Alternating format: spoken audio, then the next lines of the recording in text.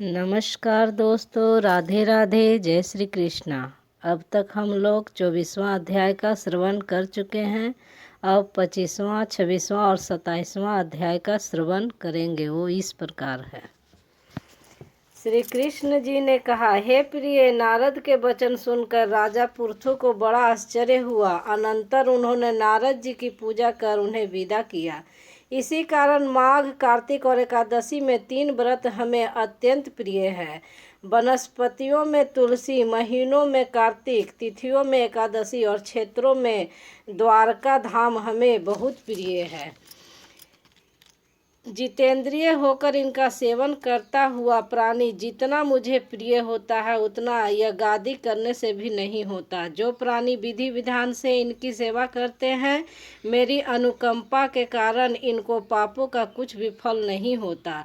सत्यभामा ने कहा, हे नाथ, आपने यह बड़ी आश्चर्यजनक बात कही है कि दूसरे के दिए हुए पुण्य से कलहा की मुक्ति हो गई। इस प्रकार यह प्रभावशाली कार्तिक माह आपको इतना प्रिय है कि पति द्रोहादि पाप स्नान मात्र के पुण्य से नष्ट हो गया।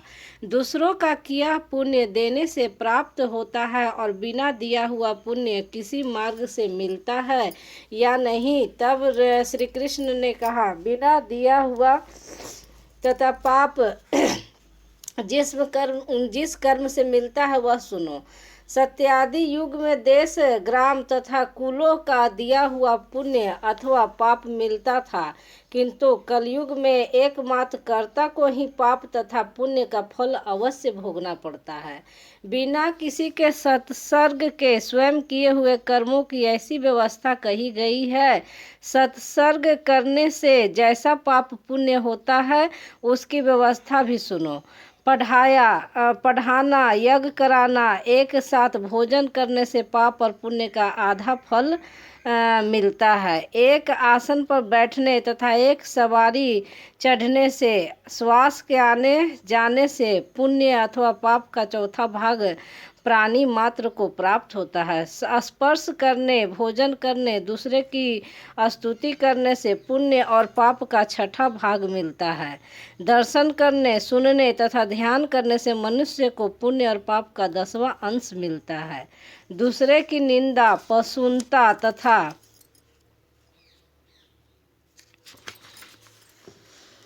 धिक्कार जो करता है उसका संतांश भाग उसको मिलता है। पुण्य करने वाले प्राणियों की जो मनुष्य सेवा करता है, सेव्य सेवक का पाप लेता है और अपना पुण्य देता है। वह स्त्री, नौकर और शिष्य के सिवाय सेवक किसी और मनुष्य को यदि सेवा के अनुसार द्रव्य नहीं देता तो वह सेवक उसके पुण्य का भागी होता है। भोजन के लिए एक पंक्ति में बैठाकर भोजन करने वालों की परोसी हुई पत्तल को जो मनुष्य लांघता है वह उसको अपने किए हुए पुण्य का छठा भाग देता है। स्नान तथा संध्या आदि कर्म करते हुए मनुष्य को जो प्राणी स्पर्श करता अथवा उससे संभाषण करता है वह मनुष्य सच्चित पुण्य का छठा भाग उसे दे देता है। धर्म के लिए जो मनुष्य दूसरों से धन मांगता है उस दान में धन दान करने वाला सज्जन पुण्य का भागी होता है। जो मनुष्य धर्म के उपदेश से जिससे याचना करता है वह उस पुण्य के षष्ठांश को उसे दे देता है। जो दूसरे के द्रव्य को चुरा कर धर्म करता है उस मनुष्य को चोरी करने के पाप से निर्धन होता है और जिसका धन है वह पुण्य का भागी होता है। बिना ऋण दिए ही जो मनुष्य मर जाते हैं तो वह धनी उस ऋण के समान पुण्य को प्राप्त करता है। शिक्षा अथवा सलाह देने वाला, सामग्री को जुटाने वाला और प्रेरणा करने वाला, यह सब पाप और पुण्य के छठे हिस्से को प्राप्त करते हैं। राजा प्रजा के पाप पुण्य के षष्ठांश का भागी होता है। गुरु शिष्यों का, पति पत्नी का, पिता पुत्र का, स्त्री पति का किया हुआ पुण्य तथा पाप का छठा भाग पाती है। पति को प्रसन्न रखने वाली आज्ञाकारिणी स्त्री के लिए हुए पुण्य का अर्ध भाग ले लेती है। जो दूसरों के द्वारा कर्म करता है वह नौकर तथा अपना बेटे के अतिरिक्त पुण्य करने वाला प्राणी पुण्य का छठा भाग प्राप्त करता है। जीविका देने वाला मनुष्य जीविका ग्रहण करने वाले पुण्य के छठे भाग का भागी होता है। यदि अपनी तथा दूसरे की सेवा न करावे, इसी प्रकार दूसरे के किए हुए पुण्य या पाप बिना दिए हुए भी अन्य को मिल सकते हैं, परंतु यह नियम कलयुग में नहीं है। कलयुग में तो एकमात्र कर्ता ही है को पुण्य या पाप भोगने पड़ते हैं। इस विषय में इस अति प्राचीन और बड़ा उत्तम, पवित्र और बुद्धिवर्धक इतिहास मैं कहता हूँ, उसे सुनो। यहाँ 25वां अध्याय का विराम होता है। अब मैं 26वां अध्याय का श्रवण कराने जा रही हूँ। वो इस प्रकार है। श्री कृष्ण चंद्र जी ने कहा, पहले अवंती नामक पुरी में कर्म से रहित पापी दुरात्मा धनेश्वर नाम का ब्राह्मण रहता था। यह रस, कंबल, चमड़ा आदि का व्यापारी तथा झूठ सच बोलने वाला चोरी, वेश्या संगम, मदपान आदि किया करता था। इसी से उसके चित्त दुखी रहा करता था। क्रय विक्रय करता हुआ देश देशांतर में घूमता हुआ वह एक दिन महिष्मती पुरी में गया। महिष नाम के राजा द्वारा बसाए जाने के कारण उस नगरी का नाम महिष्मती पड़ा, जिसके पास पापनाशिनी पुण्यकारिणी भगवती नर्मदा नदी बहती है। उस नदी के किनारे देश देशांतर से आए हुए कार्तिक व्रत करने वाले प्राणी कुछ दिन निवास करते थे। यह देखकर दुष्ट धनेश्वर भी क्रय विक्रय करता हुआ 1 मास तक वहां ठहर गया। वस्तुओं के बेचने के लिए नर्मदा नदी के तट पर घूमता हुआ वह देवताओं की सेवा, शुश्रूषा, जप तप में लगे हुए ब्राह्मणों को देखता था। कोई पुराण पढ़ रहा है, कोई उनको सुनने में लीन है, कोई नाचने गाने और तथा बजाने में लगा है, कोई विष्णु भगवान का भजन सुन रहा है, कोई विष्णु मुद्रा में स्थित भगवत भजन में लीन है और कोई तुलसी की माला पहने है। उसने जिधर ही देखा उधर ही यह कौतुक हो रहा था।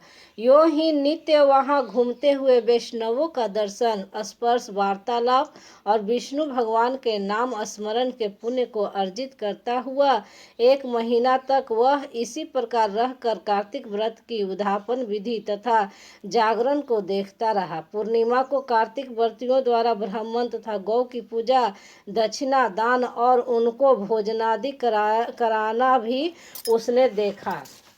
महादेव जी की प्रसन्नता के लिए सायकाल में दीपोत्सव देखा। निपुर नामक दुर्धर्ष दैत्य के 3 पुत्रों को महादेव जी ने इसी तिथि में जलाया था। इसी कारण इस तिथि में शिव जी के श्रद्धालु भक्त परम उत्सव मनाते हैं। जो मनुष्य मुझ में और शंकर जी में अंतर मानता है, उसकी संपूर्ण पुण्य क्रिया निस्संदेह निष्फल हो जाती है। वह धनेश्वर वहाँ की पूजा विधि देखता हुआ इधर उधर घूम रहा था कि उसे काले सांप ने काट लिया, जिससे मूर्छित होकर वह पृथ्वी पर गिर पड़ा। उसकी यह दशा देखकर वहाँ के दयालु मनुष्यों ने उसे चारों ओर से घेर लिया और वे उसके मुख पर तुलसी दल मिश्रित पानी के छींटे देने लगे। तब उसका प्राणांत हो गया। तब यमदूत उसे बांधकर कोड़ों से मारते हुए यमपुरी को ले गए। उसे देखकर चित्रगुप्त ने यम से कहा कि इसने बाल्यकाल से लेकर आज तक बिल्कुल कुकर्म ही किया है। इसके जीवन काल में पुण्य का कहीं लेश मात्र भी नहीं दिखाई देता और इसके पापों की संख्या को मैं 1 वर्ष में भी कहने को असमर्थ हूँ।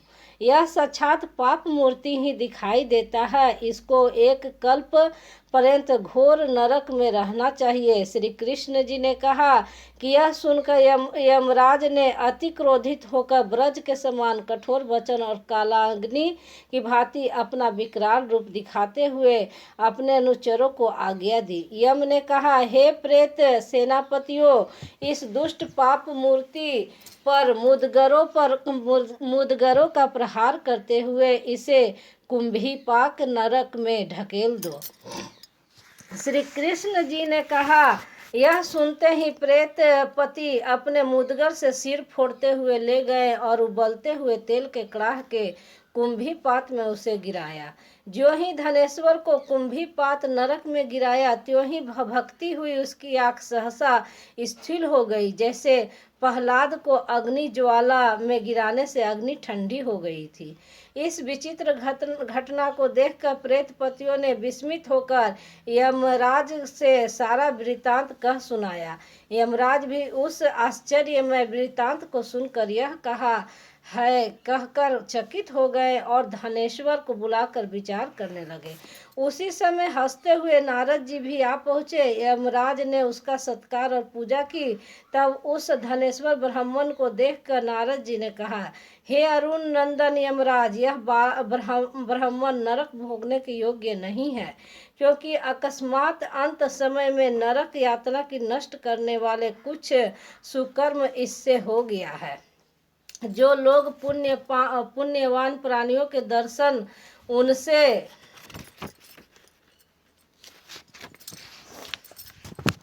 स्पर्श तथा वार्तालाप करते हैं, उन्हें उनके सुकर्मों का छठा भाग प्राप्त होता है। एक मेले में कार्तिक व्रत करने वाले अगणित मनुष्यों के साथ इस धनेश्वर ब्राह्मण ने 1 महीना तक उसका साथ किया है। इससे यह उन लोगों के पुण्य भाग का अधिकारी है। उक्त व्रत करने वालों की इसने सेवा की है, इस कारण यह उसके संपूर्ण व्रत के पुण्य का भागी है। इस कार्तिक व्रत के पुण्य फल की कुछ सीमा नहीं है। कार्तिक व्रत करने वाले मनुष्यों के बड़े बड़े दुष्कर्मों को भी भक्त वत्सल भगवान अपने तेज से भस्म कर देते हैं। अंत समय में तुलसी दल से मिले हुए नर्मदा के जल से विष्णु भगवान का स्मरण करते हुए वैष्णवों ने इसकी गति तथा अंत्येष्टि क्रिया की है। इससे समस्त पापों से रहित हो जाने के कारण यह अच्छी गति पाने का अधिकारी है, और जिस प्राणी पर वैष्णवों की दया हो जाती है वह कदापि नरक नहीं भोग सकता। यद्यपि इसके पाप पुण्य शुष्क तथा आर्द्र है, इससे आज तक कोई पुण्य नहीं किया है, तथापि पुण्यात्मों के संग तथा स्पर्श से यह स्वर्ग का अधिकारी हो गया है। इसी से यह पुण्यात्मा है, और इसे यक्ष योनि देकर केवल उस पाप भोग करने वाले नरक को इसे दिखा दो। श्री कृष्ण जी ने कहा। जब ऐसा कहकर नारद जी चले गए, तब नारद जी के कहने से उन्हें पुण्यात्मा समझते हुए यमराज ने संपूर्ण नरकों को दिखाने के लिए दूतों को नियुक्त किया। यहाँ पर 26वां अध्याय का विराम होता है। अब 27वां अध्याय इस प्रकार है। श्री कृष्ण जी ने कहा, उसके पश्चात प्रेतपति यमराज की आज्ञा से धनेश्वर के नरकों के पास ले जाकर और उनको दिखलाता हुआ कहने लगा। प्रेतपति ने कहा, हे धनेश्वर, अत्यंत भयानक और कराल इस नरकों को देखो, जिनमें पापी गणों को यम के दूत नित्य ही दुख दिया करते हैं। यह तप्त बालुक नामक भयंकर नरक है, जिसमें देह जल जाने के कारण पापी विलाप कर रहे हैं। बलि वैश्य देव करने के पश्चात जो प्राणी भूखे अभ्यागतों को भोजन नहीं देते, वे मरने पर इनमें अपने कर्तव्यों द्वारा बारंबार सताए जाते हैं। जो प्राणी गुरु, अग्नि, ब्राह्मण, गौ, वेद, राजा इनको लात मारते हैं, उनके भी पैर पर गरम बालू में जलाए जाते हैं। यह 6 प्रकार के नरक अतिशय पापों के करने से मिलते हैं। देखो, यह दूसरा अंधक्रमित नामक नरक है।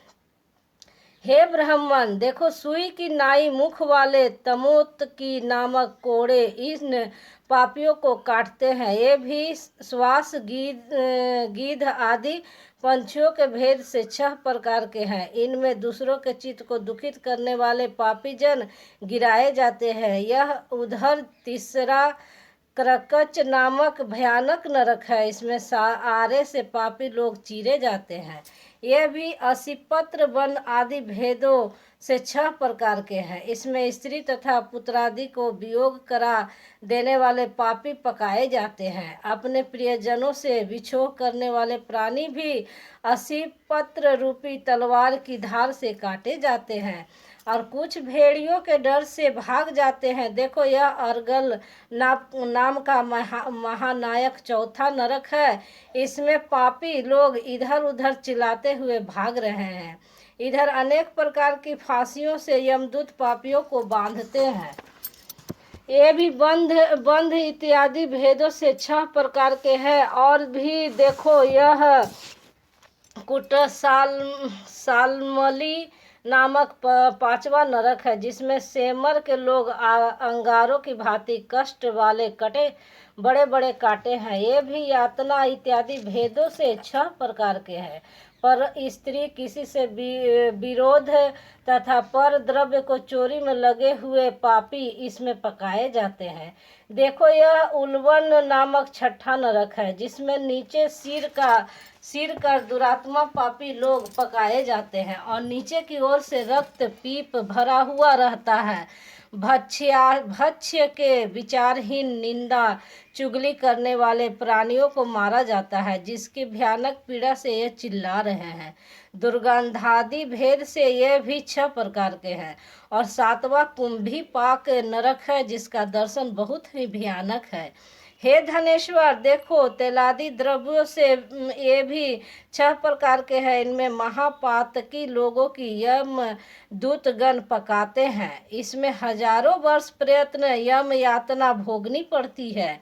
ये ही 42 रोरब नरक है, जिसको तुमने देखा है। इच्छा रहित जो पाप किए जाते हैं वे सूखे, और इच्छा पूर्वक जो पाप किए जाते हैं वे पाप आंध्र कहे जाते हैं।